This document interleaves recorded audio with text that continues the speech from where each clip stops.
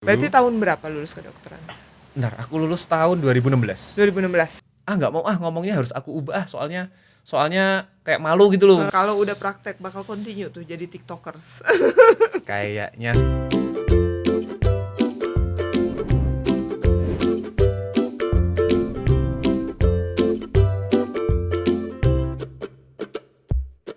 Hi there, welcome to my channel. Meet ordinary people with extraordinary stories. If you like this video, hit the like button. And if you want to see more, press the subscribe button as well. Enjoy! Dokter Adrian Setiaji. Yap. Ya kan? Dari Jawa pastinya. Dari mana, Dok? aku dari Semarang. Semarang. Asli lahir di sana. Asli lahir Gede di sampai sana. gede. Sekolah kedokteran juga di sana. Sekolah kedokteran di sana, terus baru setelah lulus dokter kerjanya pindah Jakarta dulu. Berarti tahun berapa lulus kedokteran?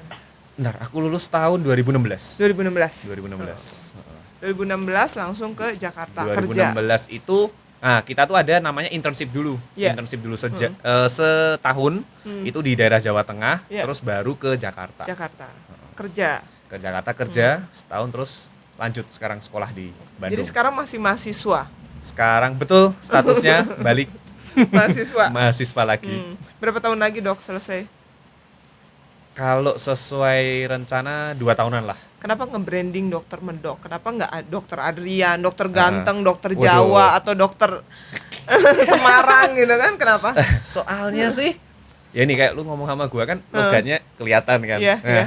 jadi tuh ini mungkin aku udah berarti kan aku keluar dari Semarang tuh kan tahun ketiga. Tahun ketiga. Ya, tahun ketiga tuh baru medokku tuh mulai hilang. Rada hilang ya. Jadi setahun di Jakarta tuh begitu ngomong aku nggak usah ngomong satu kalimat, satu kata langsung udah tahu. Loh, aslinya mana, Dok? Aslinya mana gitu. Jadi kayak memang susah ngilanginnya gitu. Dan sekarang tuh mending karena kan udah banyak nggak berbaur dengan ini ya. orang yang luar Jawa. Tapi kalau ketemu orang Jawa lagi, waduh, balik lagi dah. Aksen ya. Aksennya bener. Dok, sebagai orang yang punya aksen berbeda gitu kan di tengah-tengah kota besar, itu pernah nggak sih ngalamin kayak diskriminasi atau Jawa gitu?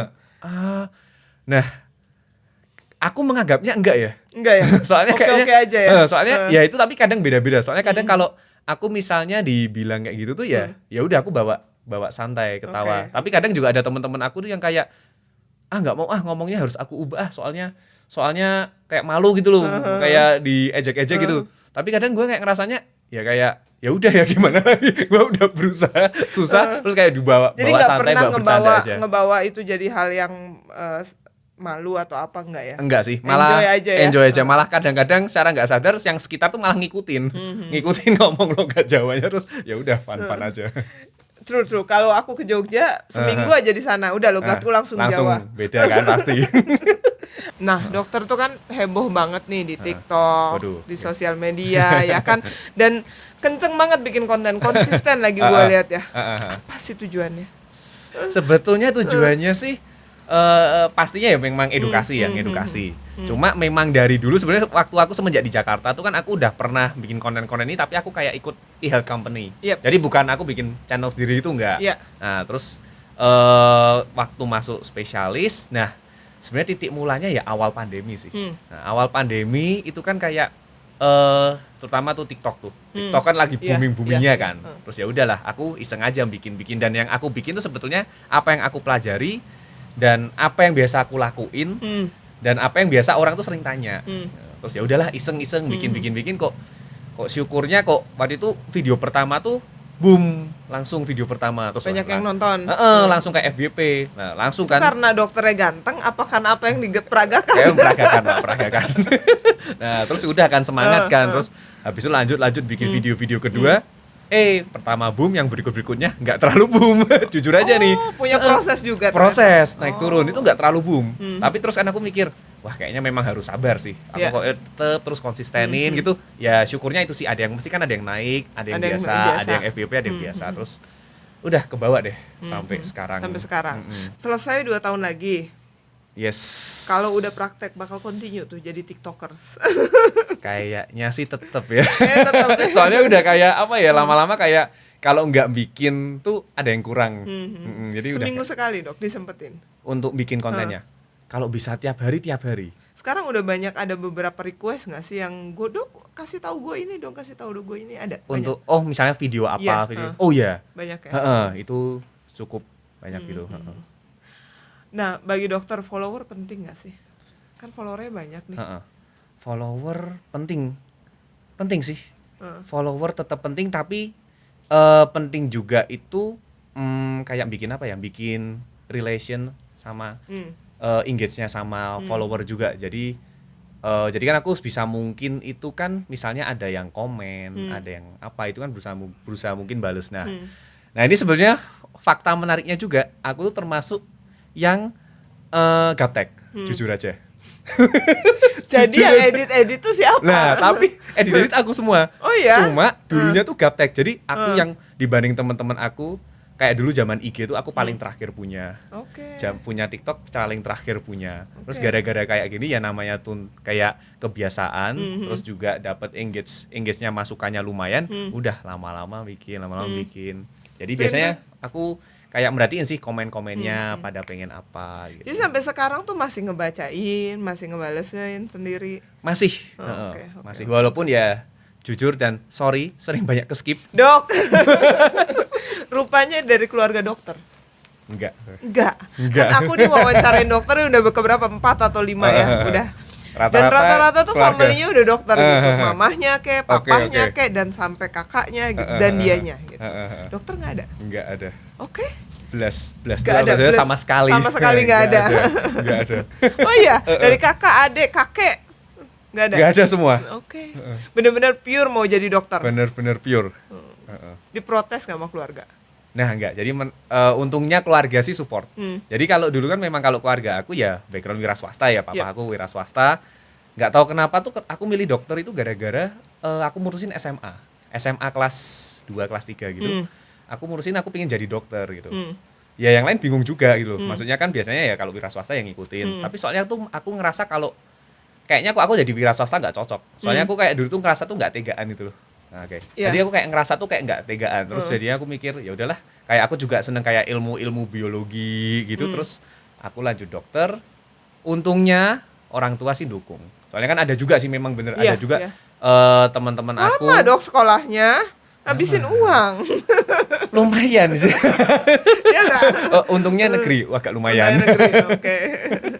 Jadi keluarga sangat mendukung. Keluarga ya sangat mendukung. Kalau tadi gue background udah dapet ya kan, background orang pasti banyak yang tahu. Belum ada yang tahu sekarang sama gue dikulik. Orang pengen tahu lagi, dokter punya pacar nggak? Itu dia. Lu udah tahu siapanya Ini mewakili fans. ya. Iya. Iya. Udah ada. Dok, balik lagi taekwondo. Pernah taekwondo. Berarti sekarang nggak pernah digelutin lagi? Sebetulnya tuh terakhir kan aku ngelatih ya. Kalau masih sih ngelatih, dan kemarin kebetulan waktu PON kan juga ikut berangkat. Tapi aku karena dari Semarang jadi kontingen Jawa Tengah. Okay. Tapi kalau ngelatih mah tetap masih. Usia? Yang dilatih campur aja sih, maksudnya kalau anak-anak juga ada. Nah, kalau Bandung semenjak kuliah ini belum. Jadi di mana ngelatihnya? Kalau biasanya waktu Jakarta dulu pernah Jakarta. Terus di Semarang juga. Di Semarang sih ada sih dulu bikin kayak tempat privat sendiri sama yang tempatnya atlet. Bandung ada tuh kepikiran mau ngelatih, terus kena pandemi kan. Jadi aku baru masuk spesialis tuh 2 bulan, udah pandemi, terus udah. Jadi sampai sekarang sih belum. Selain masalah dokter emang punya passion ke sana gitu kan, terus udah gitu udah mulai menangani pasien nggak? Oh iya, jadi maksudnya sekarang ini. Iya. Jadi kalau kita kuliah dokter spesialis sebetulnya tuh 80% tuh praktek. Jadi kita ya udah kayak gue di rumah sakit tuh ya pagi memang kita ada kayak pelajarannya kan, pagi dan sore gitu ada pelajarannya. Terus siangnya mulai jam 8 sampai jam 3, jam setengah 4 tuh ya praktek. Cuma karena kita pendidikan, jadi kan kita waktu praktek kita sambil didampingin sama dokter spesialisnya gitu. Apa bedanya fisioterapi dengan rehab medik sama? Oke. Sebetulnya ya, fisioterapi itu termasuk bagian dari rehabilitasi medik. Jadi kalau kita bilang rehabilitasi medik itu kayak circle gedenya. Circle gedenya tuh rehabilitasi medik. Di dalam rehabilitasi medik itu apa? Ada dokter spesialisnya. Nah ini yang gua ngambil. Dalamnya ada apa? Fisioterapi, okupasi terapi, terapi bicara dan lain-lain gitu. kepikiran satu hal.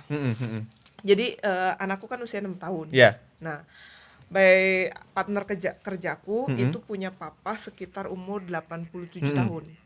Nah, tiba-tiba dia itu ada masalah dengan mengunyah gitu. Karena kan udah tua ya, Dok ya.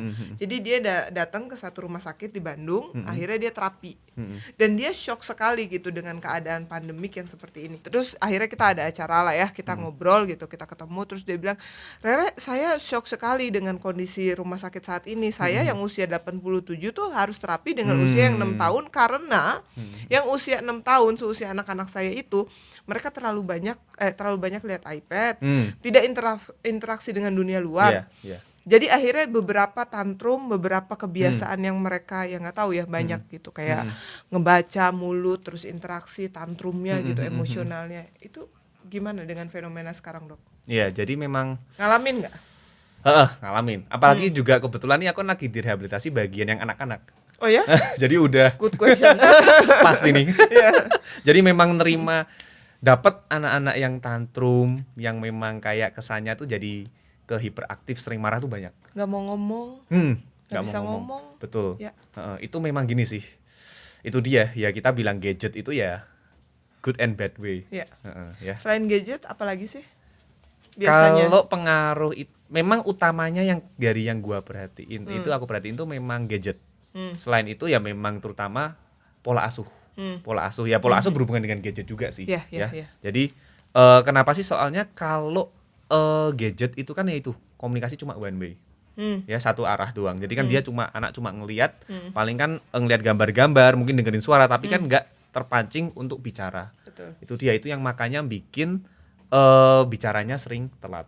Ya, selain itu mungkin bisa sih kalau faktor-faktor ada kebetulan ada penyakit ya yang dasarin dia punya sorry to say mungkin ada masalah di perkembangan brainnya, ya mungkin masalah di struktur di anatomi mulutnya itu juga bisa. Tapi kan kalau nggak ada semua memang biasanya kita curiga ya pengaruh ke lingkungannya, ya pengaruh ke lingkungan. Itu memang itu tantangan sih. Terus terang juga aku juga banyak banget dapet yang speech delay, ya terus juga tantangannya terutama edukasi ke parents. Sebagai parent nih, gue mau to the point aja. Dok, kalau anak gue ngalamin kayak gitu, berapa lama terapinya? Oke, nah itu dia. Jadi maksa, Dok. Berapa lama terapi itu terus terang ya, jawaban pastinya memang nggak ada. Nggak ada ya? Jawaban pasti. Tapi kalau kita dalam jurnal-jurnal itu tuh bisa diperkirakan. Pertama tergantung usia anak. Jadi kalau kita memang golden period itu kan 2 tahun ke bawah. Ya kalau udah 2 tahun ke atas, ya itu kan dia punya speech delay. Mungkin bisa lebih lama kita baru prediksi bisa baliknya, ya. Nah itu berapa lamanya tuh beda-beda. Soalnya waktu aku lihat di jurnal itu ada yang bilang itu mungkin dalam 4-6 bulan lagi baru bisa normal. Aku pernah punya pasien juga ada yang kadang ada yang cepet dalam 2-3 bulan udah oke. Ya dalam 6 bulan lebih juga oke. Nah itu tapi juga perlu konsisten. Jadi kalau kita memang benar sih kita bawa kayak kita ngasih program rehab ya pada misalnya aku pasien anak itu kita bawa ke terapi wicara. Jadi kan salah satu tim kami terapi wicara tuh untuk membantu untuk membantu terapinya. Tapi yang penting juga itu justru home programnya di rumahnya. Kan kalau terapi ke rumah sakit kan paling seminggu 2 kali lah atau 3 kali. Jam ya? Dan itu ya 1 jam. Sisanya kan sama orang tua. Lah itu dia, itu justru berarti yang dokter juga banyak ngasih bimbingan ke orang tua ya? Iya, ngasih edukasi. Jadi kayak kita di rehab ini juga wah banyak kita ngasih tahu, ngasih pesen itu juga harus dan berulang kali terus itu. Enjoy jadi dokter. So far enjoy lah. Tetap ada kadang capeknya tapi so far enjoy. Pernah nemuin orang yang lebih complicated gitu? Misalnya kayak tadi aku cuman mau nanya berapa lama gitu. Ada nggak orang tua yang lebih detail? Ada. Kadang tuh gini, kalau lebih detail itu mending ya. Tapi ada tuh yang nggak kayak apa sih gimana ya? Nggak ngaku. Jadi dia nggak ngaku. Misalnya kan saya akan tanya, ini masih sering nggak nonton gadget itu? Oh enggak Dok, udah jarang gitu. Oh, jarang berapa jam gitu. Misalnya kan dia mikir-mikir gitu. Aku kan sambil aku pancing-pancing kan gitu. Lebih dari 1 jam enggak? Enggak Dok, sekarang udah sebentar doang, sebentar. Oh ya udah. Habis itu aku masih curiga kan kok masih kayak gini. sehari tapi berapa kali nontonnya? Bisa 3 sampai 4 kali. 3 sampai 4 kali masing-masingnya berarti berapa lama? Setengah jam. Nah, kan jadi kan. Nah, jadi kadang hal kayak gitu. Jadi kadang orang Dan kadang-kadang kurang kontrol juga, Dok. Kayak saya kan kerja, Dok. Nah, betul. Dan gimana itu cara kontrol begitu? Iya, jadi kalau itu juga tantangan juga sih. Memang beberapa kan ketemu ya kalau punya ada orang tua yang kerja, dan kita juga ya nggak mungkin, kita sebagai dokter pun juga lu jangan kerja, nggak mungkin juga gitu kan. Tapi biasanya kita gini, ada itu nggak caregiver lain nggak yang bantu, entah itu misalnya mungkin mertua atau orang tuanya dari rere atau siapapun itu. Nah kalau ada, diajak bareng ke kita apa tuh konsultasinya. Jadi supaya waktu kayak aku nyampein edukasi itu ke orang tuanya juga dapat, ke caregiver yang nanti dampingin anaknya itu juga dapat. Dok, berarti selama 29 tuh mengabdi sekolah, praktek apa segala macam. Gue ngebahas yang di luar daripada kedokteran deh. Masa mudanya dihabisin di meja di masa sekolah atau masih bisa happy-happy? Oh, masih bisa sih. Masih bisa. Soalnya kayak aku dari dulu kayak prinsipnya itu harus balance. Harus balance. Jadi ya udah belajarnya misalnya gila-gilaan, ya tetap harus ada waktu refreshingnya. Soalnya kalau enggak, aduh, gila sih, capek. Oke, jadi nggak kutu buku banget ya, Dok? Enggak, jelas enggak. Oke, Dok. Kalau anak muda yang bercita-cita mau jadi dokter, ya kan? Nah, itu disaraninnya pada saat ini apa? Masih butuh kah? Masih cukup kah? Atau masih kurang kedokteran kita di Indonesia? Sebetulnya, nah ini pertanyaan menarik sih. Sebetulnya tuh cukup gak cukup. Jadi soalnya intinya belum merata sih. Jadi kalau misalnya memang yang daerah-daerah let's say Indonesia Timur itu kan belum merata. Masih terkumpulnya ya di Pulau Jawa ini. Ya jadi memang kalau dibilang kurang itu memang masih lumayan kurang. Tapi terutama yang lumayan kurang itu dokter spesialisnya. Ya jadi dokter spesialisnya itu misalnya kayak yang gua ambil yang rehabilitasi medik itu juga misalnya di daerah-daerah yang misalnya Indonesia Timur itu juga masih nggak begitu banyak. Pertanyaan nakal lagi. Kan kalau di daerah Jawa keuangan cukup, gaji ada. Kalau dilempar one day ke Indonesia Timur, bisa? Mau? Siapa? Aku? Waduh, ini. Ayo dong, pengabdian dong. Wah, ini dia nih. Ayo dong. Oke. Pertama, gajinya berapa dulu? Enggak, malah. Oke. Gaji itu rata-rata lebih gede di luar dari Pulau Jawa. Rata-rata gitu. Jadi pengetahuan nih. Jadi rata-rata gitu. Jadi kan pada mikir kan, wah Pulau Jawa nih gaji gede. Ternyata tuh enggak. Terlalu banyak atau karena udah terlalu banyak. Terlalu banyak. Jadi tuh biasanya tuh malah kalau ada peluang keluar itu pada mau biasanya. Terus kenapa nggak mau kalau gajinya gede? Kalau aku sendiri sebenarnya kayak pertamanya memang aku apa ya? Adaptasi itu butuh waktu kalau aku pribadi ya nih ya, adaptasi butuh waktu. Jadi kadang kalau tempat baru, tempat gimana, kadang mikir itu aja sih. Adaptasinya tuh nanti kira-kira gimana. Waktu mau sekolah kedokteran emang nggak berpikir begitu? Berpikir. Bakal dipindahin kemana? Tapi tetap mikirnya kota besar ya? Tapi itu sebetulnya tuh awalnya sih enggak. Tapi kan ini kan kebetulan waktu kemarin sempet kerja di Jakarta. Terus juga sempet jadi kan di rumah sakit sana juga aku kan bisa spesialis ini juga ada kan, kita kalau masuk spesial kan juga ada rekomendasi kan dari rumah sakit Jakarta kayak gitu-gitu. Kebetulan ada koneksi ke sana. Nah itu kayak mikirnya sih balik. Tapi kalau seumpama sebetulnya awal masuk sih ya kayak lu bilang, awal masuk sebenarnya kayak udah kayak pasrah. Udah kayak pasrah beneran. Itu beneran dulu awal masuk tuh kayak pasrah. Mungkin mau kalau ditempatin di mana aja tempatin. Tapi setelah koneksi banyak biasanya milih. Tempat. Nah sebenarnya mulai ada preference. Ngomongin sekolah daerah lain gitu ya. Daerah mana di Indonesia yang masih banyak kekurangan dokter? Itu memang biasanya ya kayak Irian, Maluku, terus yang rata-rata Indonesia Timur sih. Terus yang daerah Nusa Tenggara gitu. Saya pikir kayaknya di Indonesia bukan hanya kedokteran aja ya, pendidikan juga ya belum merata ya nggak sih? Betul. Yang kepikiran dok jadi begitu dok? Pikiran apa? Jadi mengabdi ke sana. Dulu sempat tuh kepikiran, tapi ya sekali lagi itulah. Sekarang via sosial media aja deh. Sekarang sih belum mikir. Nah mungkin tapi bener sih. Kalau misalnya nanti udah mau lulus, itu pasti kepikiran lagi. Mungkin karena ini juga tanya kan, aku lagi tengah-tengah pendidikan nih, lagi ya ini kayak event mau lulus juga belum, jadi belum terlalu mikir. Tapi nanti setelah setelah mau lulus kayaknya tuh aku bakal kepikiran lagi. Gak kepikiran nikah dulu gitu? Ada sih. Nanti sambil jalan lihat. Nah, biasanya permasalahan juga kan, biasanya kalau yang saya tahu dokter-dokter muda itu dilempar sana sini karena dia belum berkeluarga ya gitu ya. Ya, itu pengaruh juga. Itu salah satu pengaruh juga untuk bisa didinaskan keluar kota ya. Itu bisa. Dan biasanya kan kalau belum nikah terus nanti dapat disuruh ke luar pulau, dianya udah mau nikah ya biasanya keluarga dibawa. Dokter tuh ada sistem pegawai negerinya nggak sih? Dokter ada pegawai ya? negeri ada. Tetap ada. Oke, dokter itu kan termasuk muda, berkarir, punya pilihan sendiri, tidak banyak ya seperti itu. Sebagai anak muda nih, salah satu pelopor anak muda yang positif banget di sosial media gitu, banyak influencer. Apa yang mau disampaikan sama anak muda sekarang? Yang notabene dia punya cita-cita dokter mungkin gak kesampaian atau gagal atau bagaimanapun di tengah-tengah pandemi yang sulit ini gitu. Oke. Intinya sih menurutku apapun ya profesinya buat teman-teman semua yang masih muda itu memang harus sesuai passion.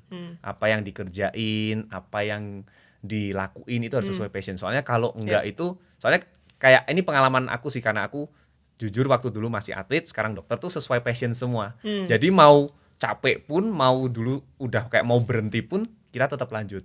Gara-gara itu juga passion. Ya. Terus yang kedua memang harus konsisten. Ya, konsisten dan never give up. Soalnya nggak bisa sih. Konsisten tuh waktu atau apa dok? Konsisten itu sebenarnya semua sih, semua dari semua untuk rutinitas kita, dalam kita ngelakuin kerjaan, dalam ngelakuin kita menuju ke dreamnya atau apapun itu harus konsisten dan never give up. Itu yang penting banget sih, soalnya nggak mungkin semuanya tuh instan. Nah, apalagi juga ya contohnya nggak mungkin semuanya mulus juga kan. Betul, banyak itu betul banget juga, banyak banget naik turun tuh banyak banget. Justru kadang tuh mungkin di atas kayak kerasa di atasnya tuh sebentar, tiba-tiba udah turun lagi, kadang tuh gitu. Nah itu yang kita harus punya sikap pantang menyerah, never give up tuh menurutku penting banget gitu. Nice. Alright, asik ya ngobrol sama dokter. So guys, kalau punya rekomendasi yang mau diulas siapa aja di sekitar kalian, bisa komen sama subscribe juga, jangan lupa di review.